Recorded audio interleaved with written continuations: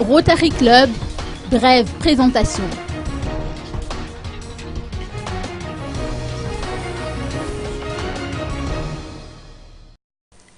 Le Rotary Club District 92-20, regroupant les pays de la région Comores, Djibouti, Madagascar, Maurice, Mayotte, Seychelles, Rodriguez et La Réunion, organise sa 18e conférence du 30 avril au 3 mai prochain au Carlton d'Anoussi.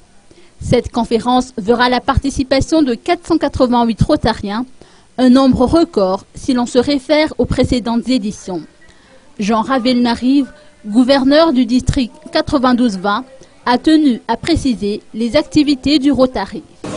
Je me permets d'abord de vous expliquer qu'est-ce que c'est le Rotary, que fait le Rotary et qui sont les Rotariens.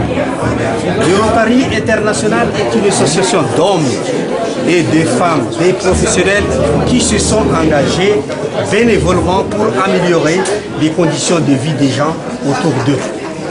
Il compte plus de 1 200 000 membres dans plus de 200 pays et territoires, avec 34 644 clubs et 537 districts.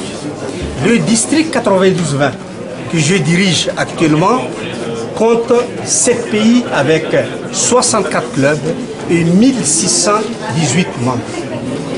Les grandes orientations des actions pérennes du Rotary International sont basées sur les 6 axes stratégiques du Rotary International, à savoir paix, prévention, résolution des conflits, traitement et prévention des maladies, eau et assainissement, santé maternelle et infantile, alphabétisation et éducation, et enfin développement économique et social.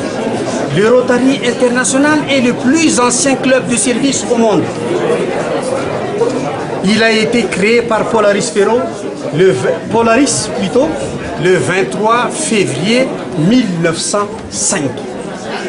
Avec comme idéal, un seul idéal jusqu'à ce jour, servir d'abord. Donc, vous savez que les Rotariens qui existent dans plus de 200 pays et territoires se sont engagés.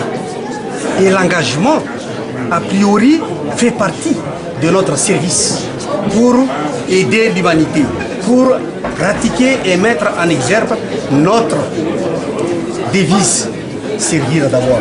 Donc les conditions pour être rotarien se trouvent dans le manuel de procédure, mais tous les gens peuvent réintégrer le Rotary sans exception.